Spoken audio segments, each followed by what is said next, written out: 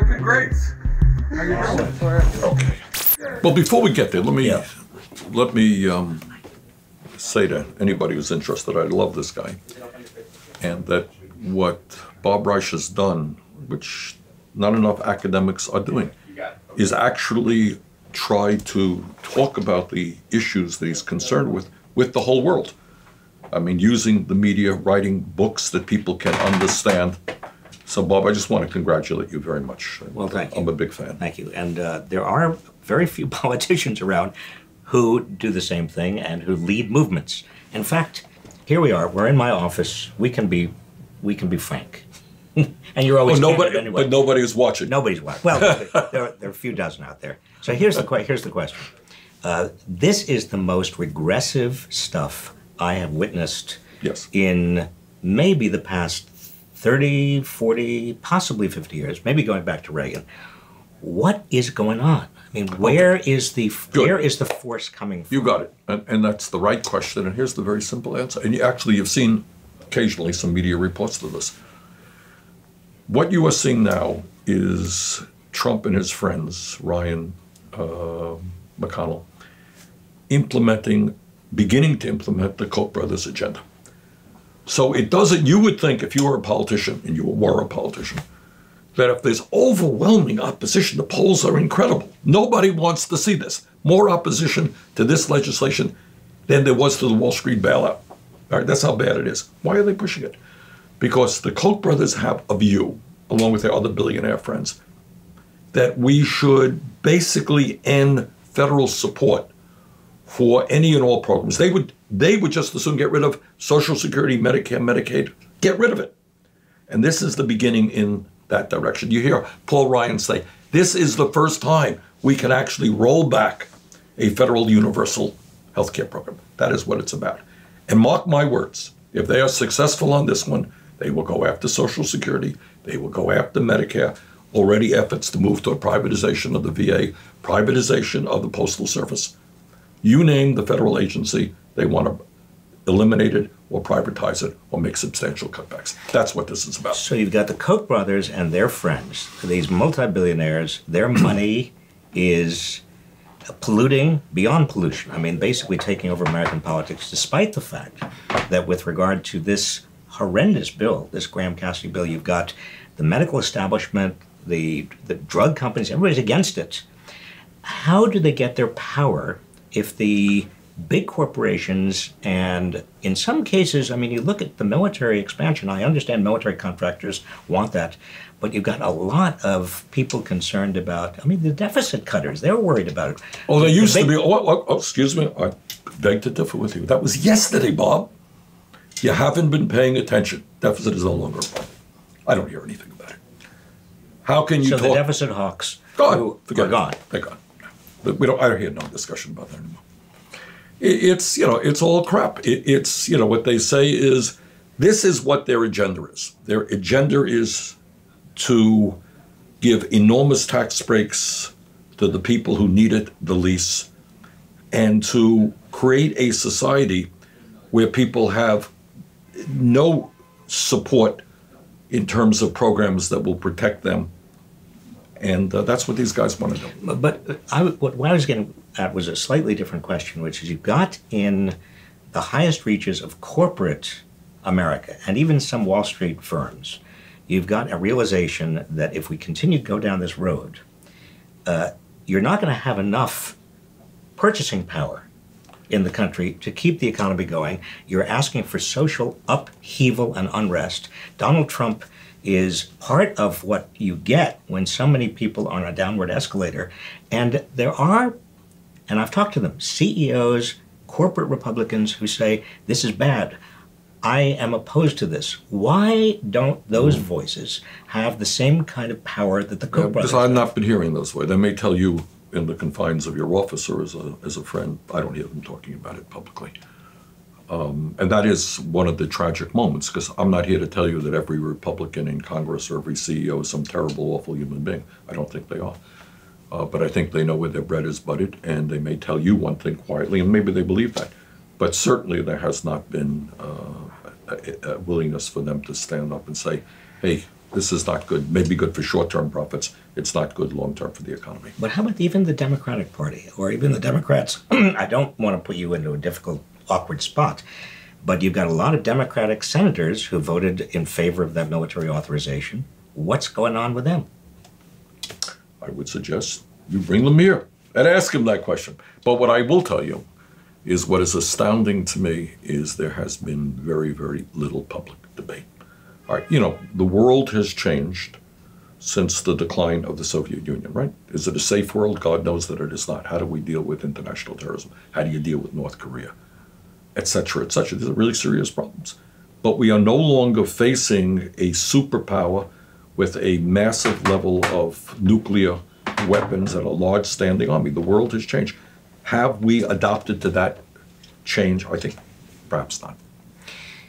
What I try to do with the 2.3 million followers we have on Facebook, thank you, by the way, for continuing to watch what we do here, is offer some upbeat assessment. That is, what can people out there do? It looks bleak. We have the worst president in certainly my memory, as long as I've been a sentient human being. I thought George W. Bush was the worst. I didn't like Ronald Reagan, but this is beyond belief. Yes. And we have an administration that is doing the opposite of what you're supposed to do when you faithfully execute the law. Every cabinet member I know of is actually repealing or trying not to execute the law. What can people out there do as just day to day? We want change. We don't want this country to go down the toilet. All right, let me begin by saying, obviously, I share your exact concerns about Trump and his administration. But I will tell you something else, which is really quite good news, is that on every major issue facing this country, the American people increasingly are moving in a progressive direction, and that cannot be overshadowed by the disastrous Trump administration. Let me give you an example. If you and I were here 5, 6 years ago, and I said, Bob, I'm going to introduce legislation to raise the minimum wage, and I know as Secretary of Labor you were involved very heavily in that.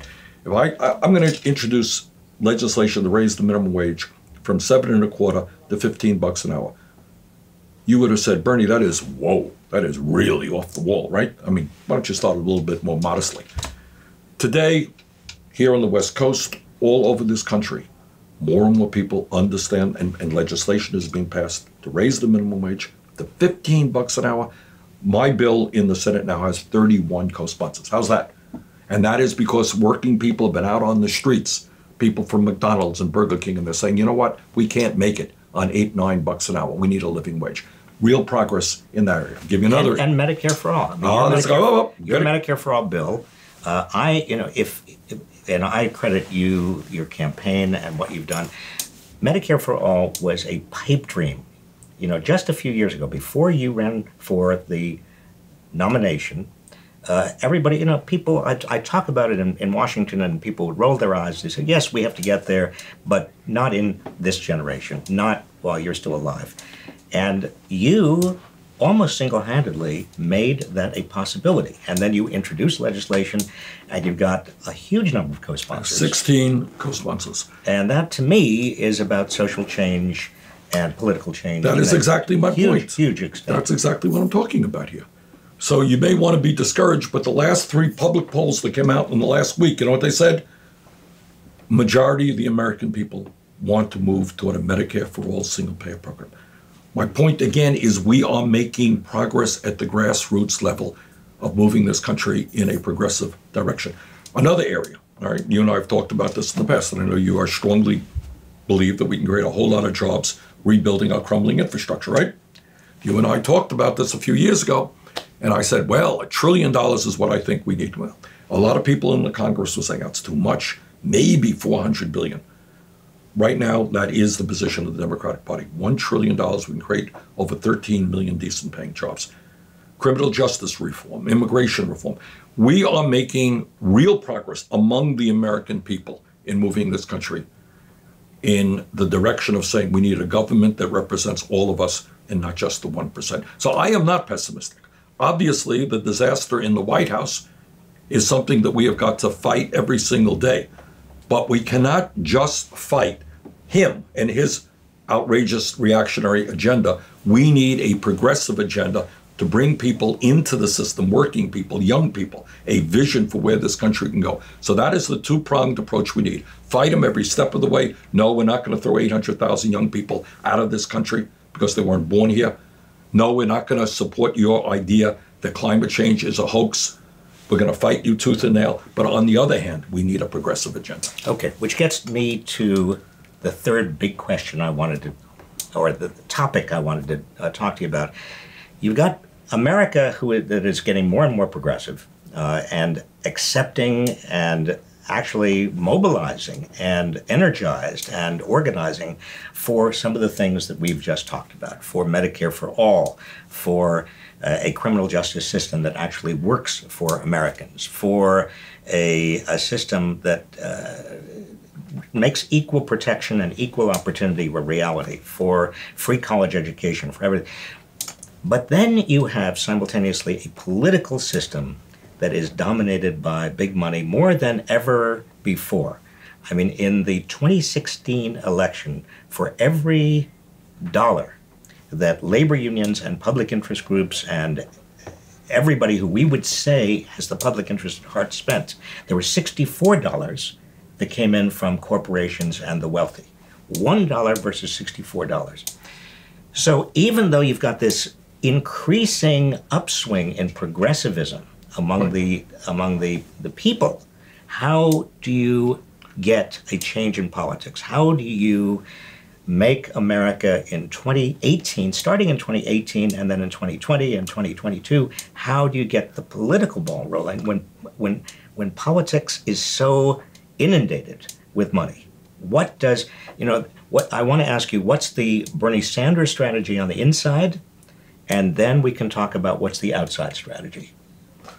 Well, the inside strategy is to make it clear to the American people, and I think they already know it. And Bob, this is one where you can be a conservative, a moderate, or a progressive, and you understand that there's something a little bit crazy about Americans fighting and dying to protect American democracy, and now we're seeing a handful of billionaires controlling to a large degree the political process. Nobody thinks that that's a good idea, except the people who have the money. So you got to vote, I got to vote, and the Koch brothers got to vote, plus $300 million a year into the political process. So, I mean, clearly what we have to do is continue the effort, which is not going to be easy with this, Trump Supreme Court, to overturn Citizens United. Clearly, we need to move to real campaign finance reform. In my view, we have to move to public funding of elections, okay, which says that if you show a certain amount of support, you're going to get public funding. I'm not going to outspend you 10 to 1 because I'm the incumbent or I'm a corporate-backed politician.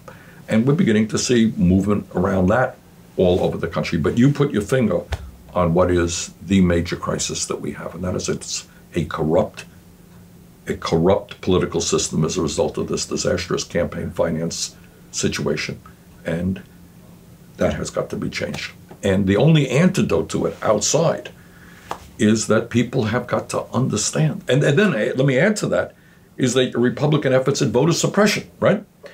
So you have big money buying elections. You have Republican governors all over the country making it harder for poor people, people of color, older people to participate. That's their idea of democracy. Big money buying elections and working people unable to vote. And we need a full frontal attack on that, which means that we organize people at the grassroots level. One of the interesting things about what Jeremy Corbyn did in the UK a couple of months ago in their election, young people voted at a slightly higher percentage for the first time than the general population. He mobilized young people. So right now, poor people don't vote very much. Young people don't vote very much. We got to bring them in big time into the political process. We got to get working people involved. That's what we have to do. Well, there is the crux of the dilemma. And I think we both agree to that dilemma. You've got voter suppression, gerrymandering, voter ID, big money in politics on the one hand. You've got a lot of people who are seeing that the system is rigged and corrupt on the other. There's people that see that the system is rigged and corrupt. Last time around, they followed for president an authoritarian populist who said, follow me, I'm going to shake everything up. But, oh, by the way, I'm going to blame them and them and them, and I'm going to find scapegoats, and I'm going to make this place very hateful. Yes. How do you avoid authoritarian populism? How do you get democratic, small d, populism? Look, none of this stuff is easy. And certainly this is not a uniquely American phenomenon, right? We've seen it all over the world. Generally, the way it works is that when you have an agenda like the Trump agenda of throwing 30 million people off of health insurance and giving tax breaks to billionaires and denying the reality of climate change, and his friends wanting to cut Social Security, that's not quite an agenda you're going to campaign on, right? Hey, vote for me. I want to cut your Social Security and privatize Medicare, give tax breaks to billionaires. Very much appreciate your support. Ain't going to happen. So how do you win elections? It's the same old stuff. What you do is you divide people up. You play on the fear that exists, the desperation that people are feeling. So what you say to working people is, you know why your wages are going down? It's not because of what large multinational corporations are doing, sending your jobs there or that. It is because some strawberry picker in California, some guys are making $9 an hour. That's the reason. And your job is to hate that person. And you know why your kids are not going to college? It's because of it's because of the gay community. We're supposed to hate people who have a different sexual orientation than we do, and racism and sexism. So what demagogues always do is pick on minorities, Muslims, whatever it may be, to try to divide us up.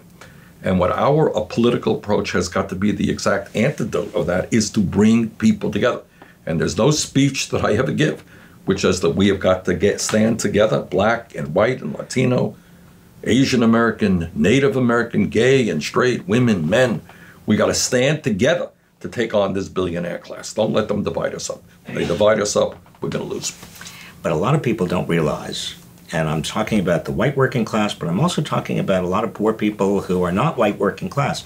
A lot of people don't realize that they are fighting over a smaller and smaller slice of a pie that is actually getting bigger, but most of the pie is going to a very tiny group of very powerful people who are using some of that wealth to pollute and corrupt politics.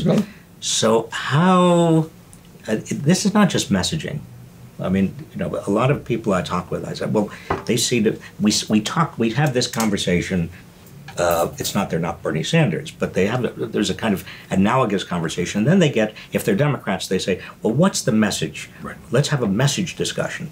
And I say to them, it's not about message. It's about framing the issue so people understand what's really happening. It's about giving people the motivation and the hope that they can join together and act on what they now understand. No, I agree with you. But I think also, when you look at the political landscape of America today, it is a little bit weird that the Democrats have kind of withdrawn almost completely from 25 states in the United States of America. So the message, I think, is right, but you got to get your hands dirty. You got to go into Oklahoma, and you got to go into Mississippi, and you got to go into Kansas and Indiana, and you got to go into those rural areas and say, you know what? Your kid can't afford to go to college, and the black kid in Cleveland can't afford to go to college. Don't you think maybe we should work together to make public colleges and universities tuition-free? Don't let them divide us up. But the Democrats, to a large degree, and this is really galls me, have given up the dream of a 50-state party. How do you have a national party when you have no presence, or literal? I've been around the country, almost no presence in half the states in this country. And you got to go back into those states. You got to start from the ground on up. And you got to bring people together around a progressive agenda. But will the Democrats do that? It's not just a 50-state agenda. It's also telling the truth about money and politics. It's about stopping the Democrats from doing what they've started. They've done since Tony Coelho was head of the Democratic campaign for the committee in Congress, and that is drink at the same trough as the Republicans in terms of money. Big money. Hey, Bob, you know, I've spent the last number of years fighting exactly that, and that is the division in the Democratic Party. And I was very proud that when I ran for president, we received more small donations than any candidate in American political history. I didn't have a super PAC. And I think the lesson of that is if you are prepared to stand for something and take on Wall Street and the drug companies, the insurance companies, the fossil fuel industry, etc. You know what? People will say, yeah, here's $50, here's $10. I'm going to stand with you. And clearly, to my mind, that must be the future of the Democratic Party. Will it be? Okay, I'm working on it. Okay, one last question, and I'll let you go. Inside versus outside. You are sort of, in some way, both an inside player and an outside player. I am certainly an outside player. I mean, I used to be on the inside, but I've been really on the outside. He was a great Secretary of Labor. But the question is, what is the best strategy for people like you on the inside who are working to fundamentally change the system? What's the best strategy for people like me on the outside who are also working for a democratic, small d, progressive agenda that has got to be the uniform agenda? It's the only way this country can move. It's not as if, oh yes, well, the Republicans over here, Democrats over here. No, we have got to move inevitably toward single payer. We've got to move inevitably toward a smaller military budget. We've got to move inevitably toward sane environmental, controlling climate change. We've got to move inevitably toward racial justice. And I mean, you and I both know these things. A lot of the people who are watching right now, we're preaching to the converted. How do we reach out beyond the converted? How can you on the inside, how can I on the outside get to people who are not there yet? Well, the answer, first of all, I think, is to not only worry about national politics, but worry about local politics in your community and in your state.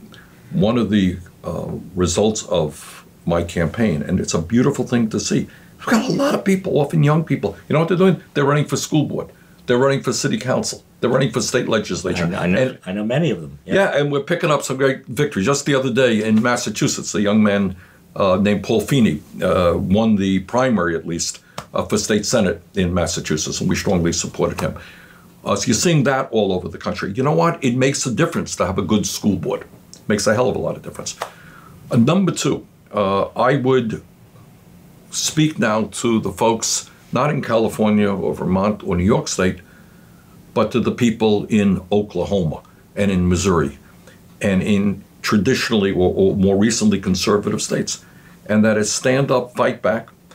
My job is to get the Democratic Party to give you the resources that you need in Nebraska and elsewhere. There are a lot of very good people in those states, Bob, and they feel, literally, I remember I went to Utah to speak a few months ago, and people were crying. I said, why are you crying? And they said, nobody from Washington ever comes to Utah. They've given up on Utah. Well, I don't give up on Utah. I don't give up. I think the message that we have can and should resonate in every state in this country. Every state in this country is a working class state. I mean, here we're in, Northern California, and people can't afford housing, right? I mean, there are issues out there that will resonate all over this country if we have the guts to stand with working people, understand their needs, and then take on big money interests. So it is get involved locally. It is to those people in the 25 states where the Democratic Party has disappeared, reactivate, stand up, fight back. And some of us will be there for you. And in 2018, we have got to take back at least one House of Congress. Is there any possibility of taking back the Senate? Yes, absolutely. I mean, everything depends on how well Democrats figure out how to fight on these issues. But I would not like to be a Republican member of the House who cast the vote to throw 23 million people off of health insurance and give $500 billion in tax breaks to the top 2% in large multinational corporations. Man, that is not a position that I would like to defend. Well, a lot of them are already on record for voting, particularly on those bills to get 23 million people off health. That's what I'm saying. They're there. I mean, we know who they are. Of course we know who they are. And that's virtually the entire Republican Party in the House. And if Democrats can beat them on that issue alone, not to mention everything else out there, well, so I think, I think if Democrats get their act together and mobilize people to the grassroots level to get involved in the political process, increase voter turnout, get young people involved, I think we can win at least one of the houses. Well, I share your optimism. Every time somebody comes up to me and says, I don't care about the Democratic Party, I care about the country, I care about single payer, I care about free college education, I care about all of the things that you care about and I care about, but the Democratic Party, I don't have anything to do. I don't feel like they have anything to do. I understand it. Hey, I'm the longest serving independent in the history of the Congress, so I get that point. But the other point is, if you care about those issues, it's not good enough to be spouting where the country is going to go without figuring out how we get there. And I just made that point literally yesterday. I was at San Francisco City College. And as a result of progressive activism at the grassroots level, they have made that college tuition free. And you know what happened? For San Francisco residents, there's been a 51 increase in enrollment. The school is now bubbling over with excitement. Teachers have classes that are too large. That happens because of politics, right? So you can't say, oh, I want a Medicare for all, but I'm not interested in politics. Unfortunately, it doesn't work that way.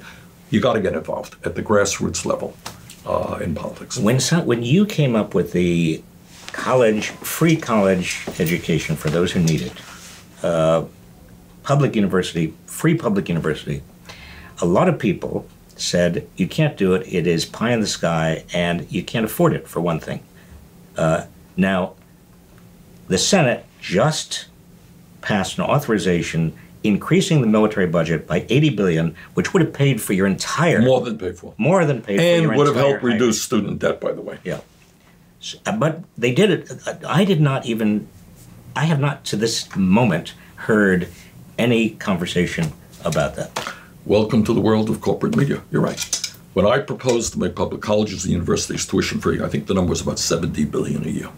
Oh my God, every newspaper in America, all my opponents, how is Sanders going to pay for that? And we did have a pay for, which was a tax on Wall Street speculation, as a matter of fact. But all kinds of discussion. He's outrageous. He's living pie in the sky. It's all this.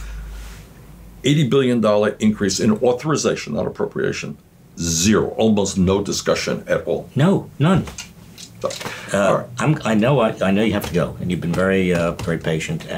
And Jane Sanders, who I love, your partner in life, who is actually the spirit and basically the brains. Is that fair to say, Jane? No. I wanted to introduce you in a moment. Do you mind? Okay. But before I do, you just said corporate media. In this country right now, there is a huge danger. There are many dangers, but one of the largest dangers is we lose truth. That Donald Trump and the Trump administration and a lot of right-wingers are doing everything they can to reduce the public's confidence in the truth and to substitute genuinely propaganda, fake news, the kind of stuff we saw in the Weimar Republic under, young Adolf Hitler and then beyond. When we progressives, when we talk about the corporate media, are we playing into that? That's a very good question. And the answer is, I wrote a book called Our Revolution, and the last chapter deals with media. What Trump is doing is saying that anybody who attacks him for any of the outrageous ideas or actions, this is fake news, this is a lie. It's not what I'm saying. There are a lot of good journalists out there, a lot of good newspapers out there every single day. There's incredibly good stuff out there. But I think what can be said is that for a variety of reasons, A, that media is owned by fewer and fewer large multinational corporations. What gets the emphasis? You just raised the issue. Who decided that there should be no vigorous debate about an $80 billion increase in authorization? Where did that come from? For defense, yeah. Right. You have not seen, Bob, unless you've got better TV here than I have in Vermont. When's the last time you've seen a program on television which says, how does it happen that the United States of America is the only major country on earth not to guarantee health care to all, and yet we spend twice as much per capita on health care as the Canadians or anybody else? Don't you think it might be an interesting subject to discuss? Hasn't happened. Do you think that has something to do with tonight on television you're going to see a zillion ads from the pharmaceutical industry? Maybe. So my critique is, not that it's fake news, is the emphasis that the media gives to political gossip even Medicare for All, the success that we're having, more discussion of it, who's supporting it, why they're supporting it, who's running for president, rather than why doesn't it make sense? That's my critique. Bernie Sanders, you are my hero. Thank you. Mutual. Come by at any time for office hours, live, here in my office. Jane, I really would like let's get the brains in the back. I want to introduce you. How you doing? I just want to say this is Jane Sanders, and Jane, you are probably the most dynamic, and you have a depth of feeling and wit that I've never actually seen. Oh, you're so sweet. And you've been keeping this guy going. I mean, for a very long time. Thank you. I just want to thank you for that. Thank you. And thank you for being a fellow at the Sanders Institute and being such a leader there. Well, So- it's your brainchild. Well, again. I mean, yeah, but it's based on your work and his work and so many other people trying to create a vital democracy through, an informed electorate, which is what you do every week. It's amazing. Well, what thank you. do. You are a great team. You Thank are you. the greatest team, and thank you for coming by. Take care. Okay. Thanks. Bye.